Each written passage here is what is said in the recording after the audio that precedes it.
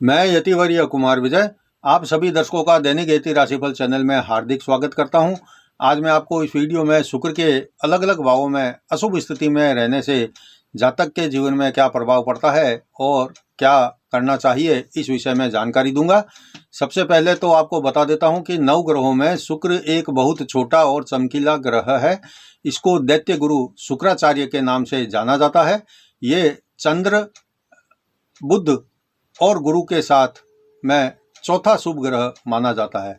चंद्रमा भी शुभ ग्रह, बुध भी शुभ ग्रह, गुरु भी शुभ ग्रह और शुक्र भी, ये 4 ग्रह जो है शुभ ग्रह है। अगर जन्म कुंडली में शुक्र शुभ होता है तो प्यार, रोमांस, वैवाहिक जीवन, कला, सौंदर्य और शोहरत आदि काफ़ी मिलती है और बहुत कम समय में मिलती है। शुक्र की उच्च राशि मीन होती है और नीच राशि कन्या होती है। 12 राशियों में शुक्र को वृषभ राशि और तुला राशि, इन 2 राशियों का स्वामित्व प्राप्त है। 9 ग्रहों में बुध और शनि शुक्र के मित्र माने जाते हैं। सूर्य और चंद्र को शत्रु माना जाता है। अगर कुंडली में शुक्र कमजोर होता है तो जीवन में प्रेम में असफलता मिलती है। वैवाहिक जीवन भी प्राय कड़वाहटों से भरा रहता है और आपस में प्रेम और विश्वास की कमी रहती है।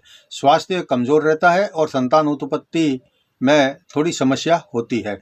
शुक्र का कुंडली में अलग अलग भाव में गोचर करने का अलग अलग प्रभाव पड़ता है और शुक्र के प्रभाव को देखने के लिए यह देखना जरूरी होता है कि शुक्र कुंडली के किस भाव में बैठा है, किस राशि में बैठा है, मित्र राशि में है या शत्रु राशि में है, कमजोर है या बलवान है, उच्च है या नीच का है, या किसी अशुभ या शत्रु राशि के साथ तो बैठा नहीं है, राशि में तो नहीं बैठा है।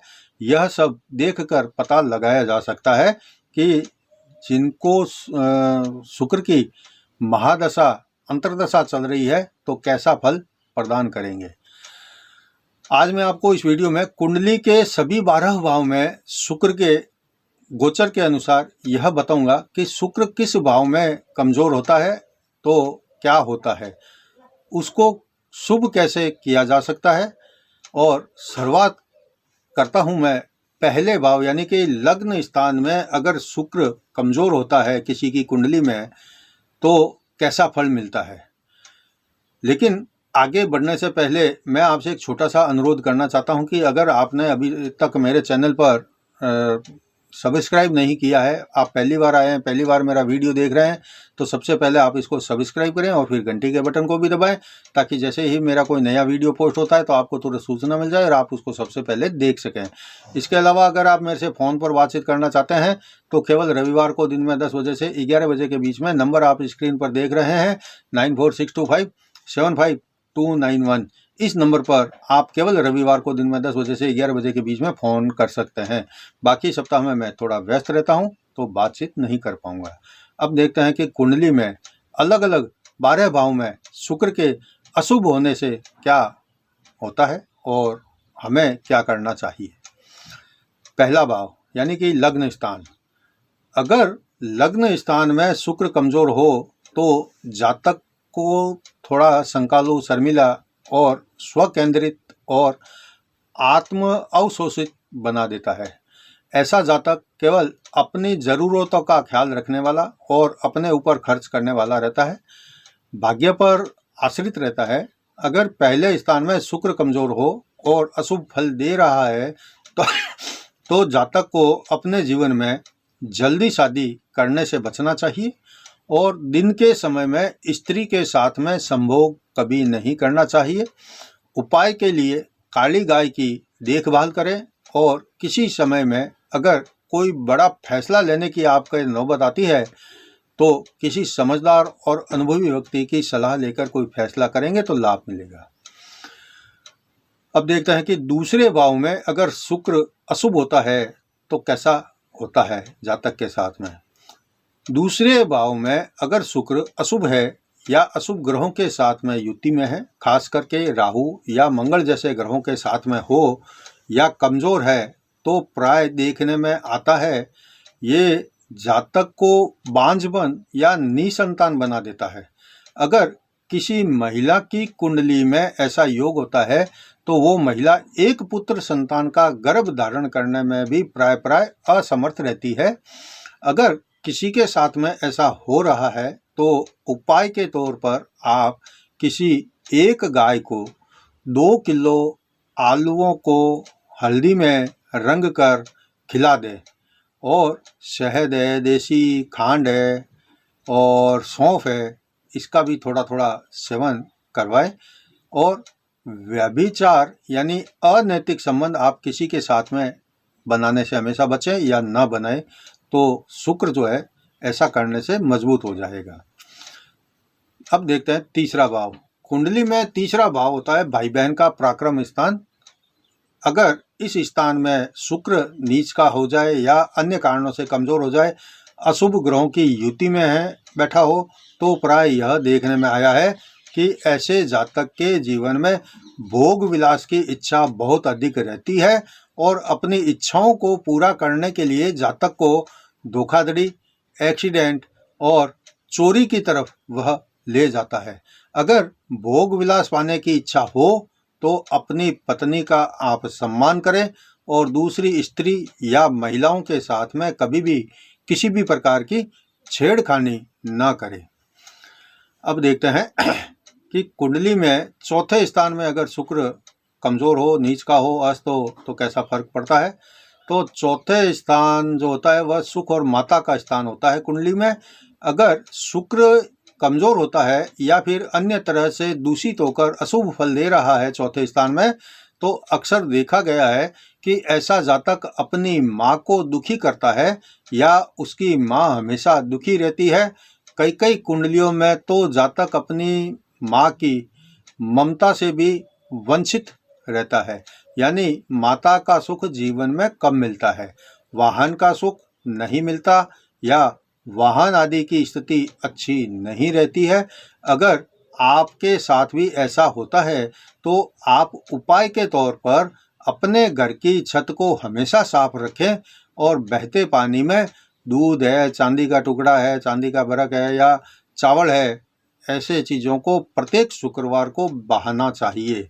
चौथे भाव में शुक्र के अशुभ होने से जातक अपनी सासू के साथ में या सास के साथ में हमेशा विरोध करता है और अक्सर सास के दामाद के बीच में या सास के बहू के बीच में झगड़े अधिक होते हैं। अब देखते हैं कुंडली के 5वें संतान और शिक्षा स्थान में अगर शुक्र कमजोर होता है तो कैसा फल मिलता है। तो कुंडली में जो 5वां स्थान होता है वह संतान और शिक्षा का स्थान होता है। अगर शुक्र कमजोर होता है या नीच का होता है या अन्य प्रकार से अशुभ स्थिति में होकर के बैठा है तो अशुभ फल देता है, तो ऐसा जातक बहुत दुर्भाग्यशाली माना जाता है और उसके जीवन में प्राय प्रेम का अभाव रहता है। किसी से प्रेम करता है तो धोखा मिलता है।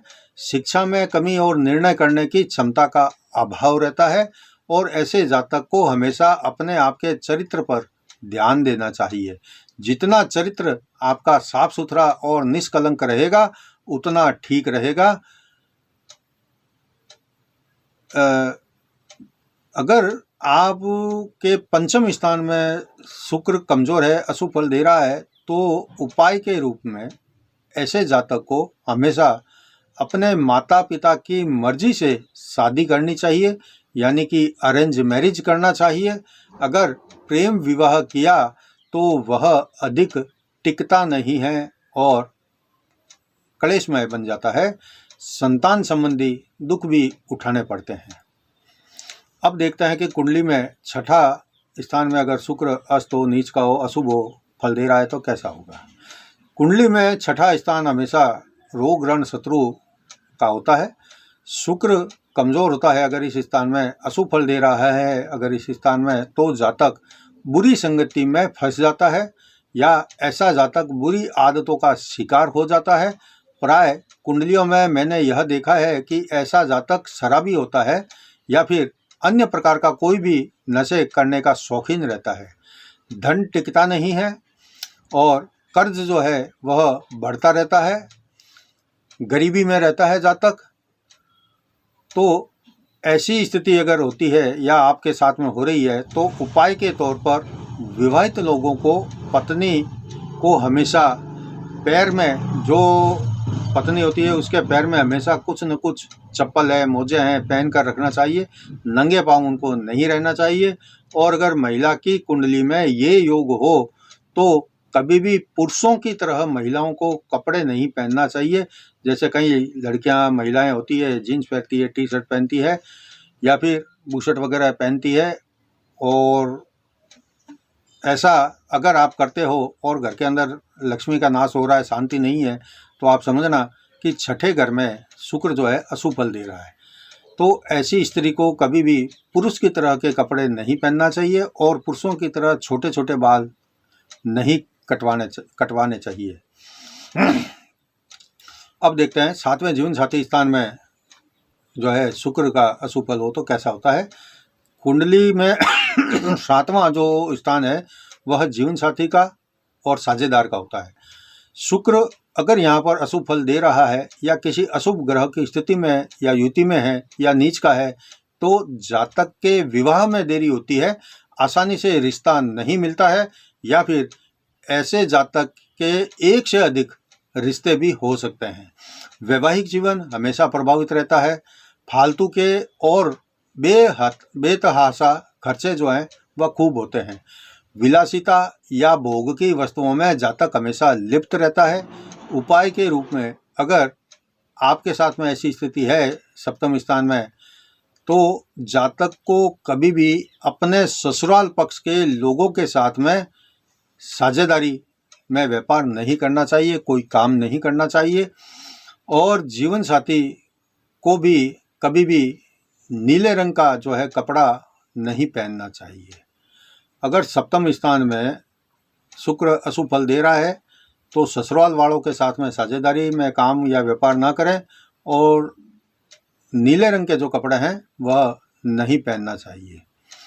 अब देखते हैं 8वें स्थान में अष्टम मृत्यु स्थान होता है। 8वां घर कुंडली में मृत्यु का होता है, जीवन का होता है। अगर शुक्र वहाँ कमज़ोर है या अशुभ युति में है या नीच का है तो जातक को गुप्त रोग या ऐसी गुप्त जगह से संबंधित समस्याओं का सामना करना पड़ता है। मेरा यह अनुभव है कि अगर मृत्यु स्थान में शुक्र कमज़ोर हो तो ऐसा जातक प्राय धनहीन होता है या धन के लिए बहुत संघर्ष करते हुए उनको देखा जा सकता है। अगर अष्टम स्थान में शुक्र कमज़ोर हो तो कभी भी ऐसे जातक को 27 साल की आयु से पहले शादी नहीं करना चाहिए और बाद में भी शादी करे तो गौदान अवश्य करना चाहिए। अब देखते हैं 9वां स्थान। 9वां स्थान कुंडली में भाग्य का होता है। अगर शुक्र भाग्य स्थान में किसी की कुंडली में अशुभ होता है या नीच का आदि होता है तो ऐसा जातक प्राय कभी भी तीर्थ स्थान की यात्रा नहीं कर पाता या उसकी करता है तो भी बेरुचि से करता है। तीर्थ स्थान की यात्रा करने की उनकी रुचि नहीं रहती है। ऐसा व्यक्ति लोगों को भी तीर्थ स्थान में, जैसे कई लोग संघ आदि निकालते हैं, तो ऐसी वो निकाल ही नहीं पाता है। हमेशा कोई ना कोई बाधा जीवन में उनके संघ निकालने में आती है। तो ऐसा आदमी कभी भी तीर्थ स्थान में लोगों को घुमाने भी नहीं ले जा सकता, उनकी इच्छा भी नहीं होती है। और यात्रा आदि करते समय भी कई बार अनेक प्रकार की समस्याओं से जातक घिरा रहता है, जिनके कुंडली में अष्टम मृत्यु स्थान में शुक्र कमज़ोर होता है। अगर आपके किसी के साथ ऐसा हो रहा है तो उपाय के तौर पर घर की नींव में आप चांदी का टुकड़ा डालें या फिर मुख्य दरवाजे पर चांदी का जो टुकड़ा है टांग दे तो स्थिति थोड़ा बदल सकती है। अब देखते हैं 10वां घर। 10वां घर कुंडली के अंदर कर्म स्थान का होता है, कर्म का भाव होता है। अगर शुक्र नीच का या अस्त हो या फिर अशुभ फल दे रहा है तो विरोधियों या प्रतियोगियों के दखल के कारण आपको असफलता मिलती है। और अगर कोई व्यापार करता है तो उनको कपड़े और जल से संबंधित कोई काम नहीं करना चाहिए। कपड़े और जल से संबंधित काम में सफलता नहीं मिलती या फिर हानि उठानी पड़ती है। मैंने ऐसी कुंडली में जातक को प्राय लालची और दुनिया की नज़र में हमेशा संदिग्ध बनाए रखता है, ऐसा फल देते हुए देखा है।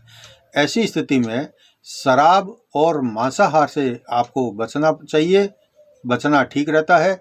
अगर स्वास्थ्य भी खराब रहता है और कानूनी मुद्दे भी आपके उलझे रहते हैं तो उपाय के तौर पर आप काली गाय का दान करेंगे तो ठीक रहेगा। अब देखते हैं 11वां स्थान। 11वें कुंडली में जो 11वां स्थान होता है वह लाभ का होता है। तो लाभ 11वें लाभ स्थान में अगर शुक्र नीच का है या अशुभ स्थिति में है या अस्त है, तो ऐसी स्थिति में जातक को बच्चों या संतान से संबंधित समस्याओं का सामना करना पड़ता है। धन हाथ में आकर भी चला जाता है और फिर से निर्धन बन जाता है। मेरा जो इस स्थान के शुक्र के नीच होने का तजुर्बा है वह इस प्रकार से है कि 11वें भाव में अगर शुक्र कमजोर हो तो जातक खर्चीला बहुत होता है और फालतू धन का अपव्यय बहुत करता है और संतानोपति में भी कमजोर रहता है, यानी संतान उनकी मुश्किल से होती है या नहीं भी होती है, या फिर संतान उत्पत्ति में वह एकदम से निष्फल हो जाता है।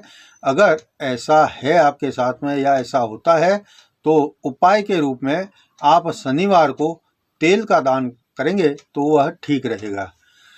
अब देखते हैं कुंडली में 12वें स्थान पर शुक्र अगर कमजोर हो तो कैसा होता है। 12वां जो भाव होता है वह खर्च का होता है कुंडली में। अगर शुक्र वहां पर नीच का है या अस्त का है या अशुभ ग्रहों की युति में है तो अशुभ फल भी अधिक मिलते हैं। जातक को आंखों से संबंधित बीमारी या कमजोरी रहती है या चश्मा लगाना पड़ता है। विवाहित है तो प्राय पत्नी बीमार रहती है। अगर ऐसा आपके साथ में होता है तो उपाय के रूप में आप पत्नी को बहुत प्यार करें और पत्नी का सम्मान करें और पत्नी की सेहत को अच्छा करने के लिए सूर्यास्त के समय नीले रंग का जो फूल होता है उसको जमीन के अंदर गाड़ दें, दबा दें, तो इसका लाभ आपको मिलेगा। यह था आज के वीडियो में कुंडली में जन्म समय में गोचर की या फिर गोचर के जन्म समय में या फिर गोचर की स्थिति में कमजोर शुक्र हो तो कैसा फल मिलता है और क्या उपाय करना चाहिए, ऐसी जानकारी अगर मैंने आपको इस कुंडली में बताई है। अगर आपको ऐसा यह वीडियो अच्छा लगा है, उपयोगी लगा है, तो आप इस वीडियो को लाइक करें, ज़्यादा से ज़्यादा शेयर करें और आपके साथ में अगर कोई ऐसी, जैसी मैंने इस पूरे वीडियो में बताई है बातें कि कौन से भाव में शुक्र खराब होता है, अस्त होता है, नीच का होता है, तो ऐसी समस्या होती है। अगर आपकी कुंडली में भी किसी भाव में शुक्र का फल अच्छा नहीं मिल रहा है, शुक्र नीच का है, अस्त का है, अशुभ युति में है, तो आप इस वीडियो के कमेंट में नीचे अपनी कुंडली में शुक्र कहाँ है, किसके साथ है, यह सब बता के लिख देवें तो मैं आपको इसका निवारण भी बता दूंगा। अगले वीडियो में मैं आपको शुक्र के अपने उच्च की मीन राशि में प्रवेश करने से सभी 12 राशियों पर इसका क्या प्रभाव पड़ेगा, यह मैं एक एक दो राशि के बारे में जानकारी दूंगा। तब तक जय जिनेंद्र।